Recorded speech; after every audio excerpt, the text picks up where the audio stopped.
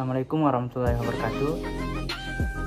Perkenalkan, nama saya Drian Irawan, Prodi Ekonomi Syariah, NIM 602022 019078, Fakultas Ekonomi dan Bisnis Islam IAIN Bone.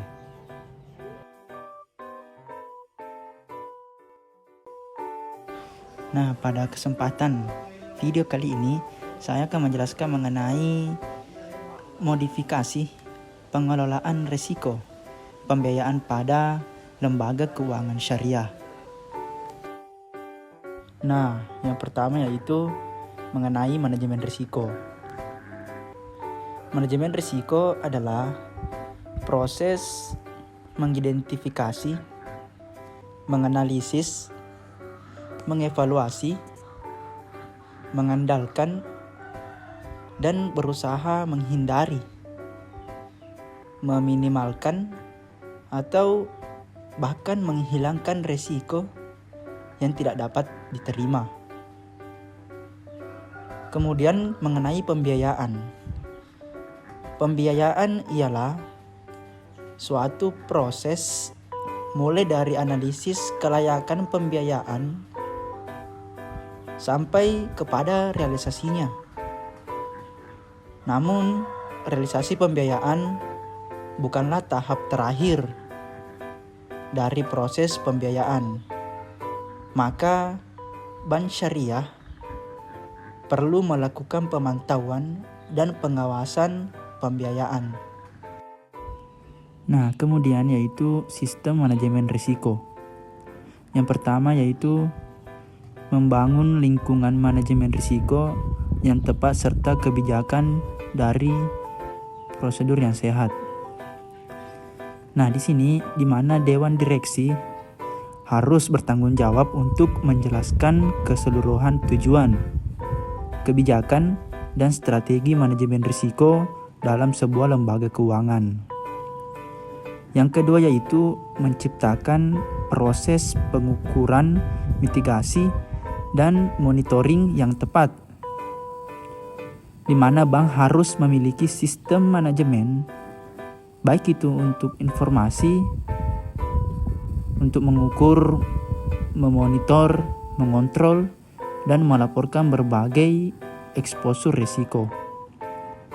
Yang ketiga yaitu kontrol internal yang cukup, di mana bank harus mempunyai kontrol internal untuk memastikan bahwa semua kebijakan itu telah terlaksana.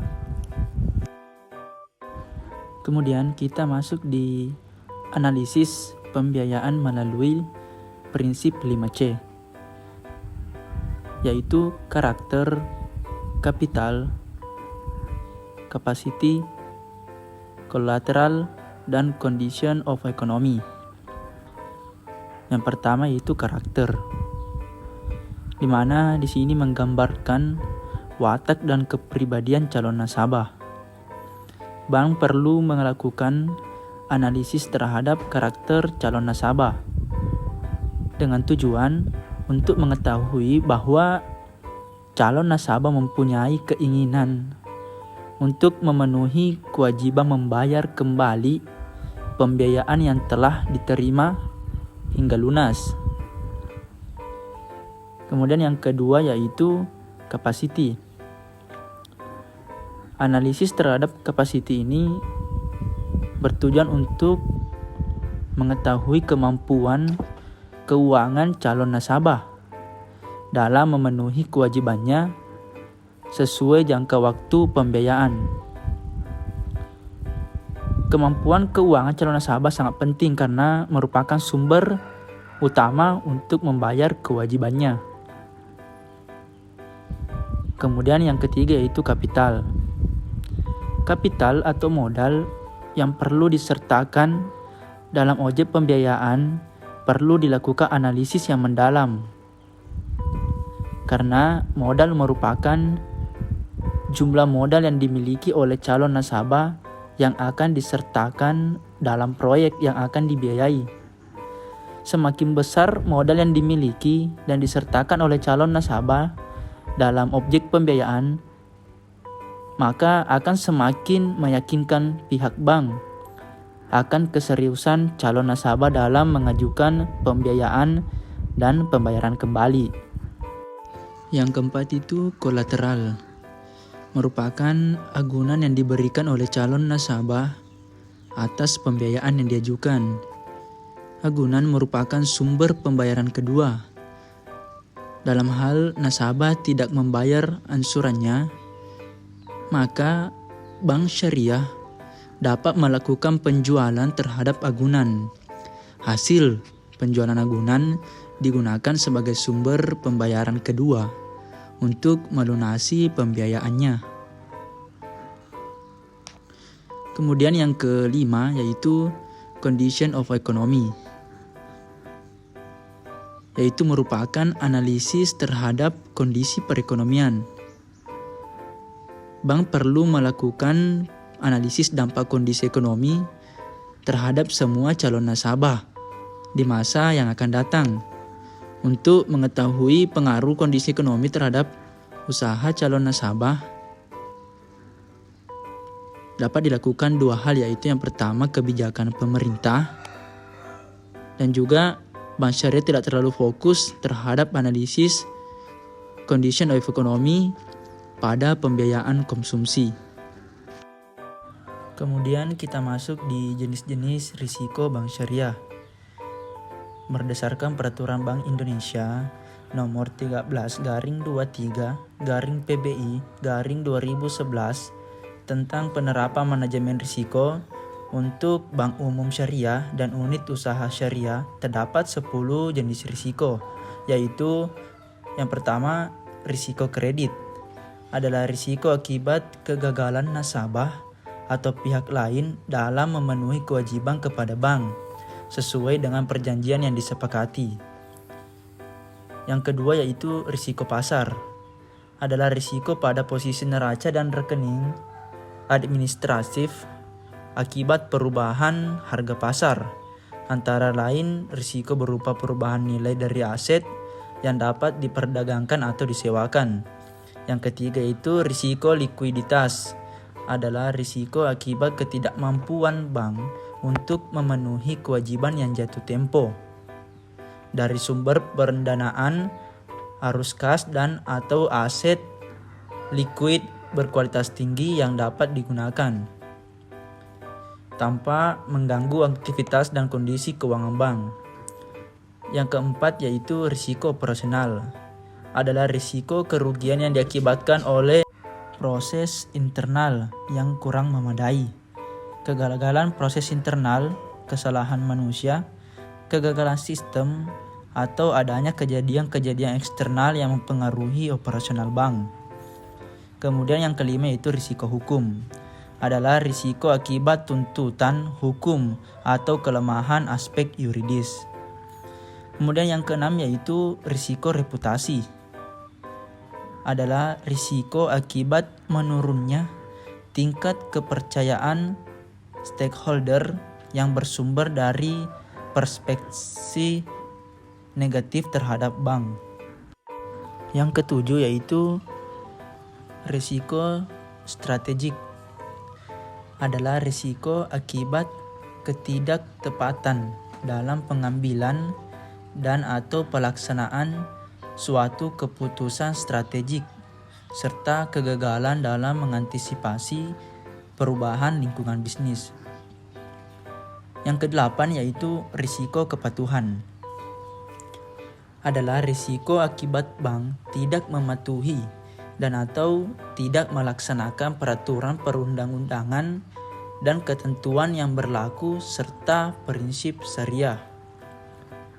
Yang kesembilan yaitu risiko imbal hasil, adalah risiko akibat perubahan tingkat imbal hasil yang dibayarkan bank kepada nasabah karena terjadi perubahan tingkat imbal hasil yang diterima bank dari penyaluran dana yang dapat mempengaruhi perilaku nasabah dana pihak ketiga bank.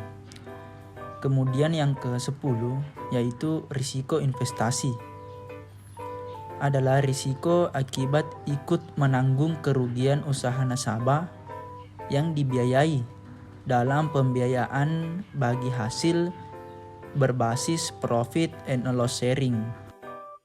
Nah, kemudian kita masuk di risiko dalam pembiayaan. Dalam risiko pembiayaan ini terbagi atas 4. Yang pertama yaitu pembiayaan murabahah. Yang kedua pembiayaan salam. Yang ketiga pembiayaan istisna. Kemudian yang terakhir yaitu pembiayaan mudharabah dan musyarakah. Yang pertama yaitu pembiayaan murabahah. Murabahah merupakan akad yang paling dominan digunakan dalam lembaga keuangan syariah. Jika akad telah terstandarisasi, maka karakteristik risikonya dapat diibaratkan dengan pembiayaan berbasis bunga. Karena memiliki persamaan, murabahah telah disetujui untuk diterima sebagai model pembiayaan di beberapa sistem regulasi di berbagai negara. Kemudian yaitu kedua, pembiayaan salam. Akad salam bisa dilakukan melalui pertukaran resmi di suatu tempat tertentu, misalnya pasar. Akan tetapi juga bisa dilakukan tanpa tempat yang khusus. Akad ini harus tertulis bagi kedua belah pihak. Dengan demikian, akad salam diakhiri dengan pengiriman secara fisik dan kepemilikan komoditi. Komoditi ini tentunya memerlukan inventory yang mengharuskan bank untuk menanggung biaya penyimpanan dan harga risiko lainnya, di mana biaya dan harga tersebut merupakan suatu yang unik bagi bank syariah. Kemudian yang ketiga yaitu pembiayaan istisna, di mana risiko gagal bayar pada sisi pembeli adalah bersifat alamiah atau sering disebut sebagai kegagalan untuk membayar secara penuh dan tepat waktu. Meskipun akad istisna lebih bersifat opsional dan tidak terikat dengan ketentuan fikih, namun masalah bisa muncul ketika supplier bermaksud membatalkan kontrak. Sama hanya dengan akad murabahah, dalam akad istisna, nasabah pun dapat membatalkan kontrak dan gagal menunda waktu pengiriman hingga bank harus menanggung risiko tambahan. Risiko-risiko ini ada karena ketika bank syariah masuk ke dalam akad istisna akan selalu melibatkan peran para pengembang, kontraktor, perusahaan manufaktur, dan supplier. Selama bank syariah tidak memiliki spesialisasi dalam hal ini, maka akan hal selalu tergantung pada subkontraktor. Kemudian yang terakhir, kita masuk di pembiayaan mudharabah dan musyarakah. Sejumlah ekonom menyatakan alasan mengapa bank tidak memilih model pembiayaan ini adalah karena di samping tidak menguntungkan dari sisi diverifikasi portofolio, risiko yang harus ditanggung pun lebih tinggi. Terlebih lagi penggunaan model pembiayaan mudharabah dan musyarakah pada dua sisi balance sheet bank lebih lanjut akan memicu ketidakstabilan sistematik dan penurunan pada sisi aset yang akan dapat ditutup dengan penyerapan penurunan pada sisi liabilitas. Pembiayaan mudharabah dan musyarakah sangat tinggi risikonya karena tidak hanya ketentuan jaminan, adanya risiko moral hazard, penyalahgunaan fasilitas kredit oleh nasabah, dan terbatasnya teknik dan kompetisi bank untuk menilai proyek. Nah, itulah materi atau video penjelasan mengenai modifikasi pengelolaan risiko pembiayaan pada LKS atau Lembaga Keuangan Syariah. Assalamualaikum warahmatullahi wabarakatuh.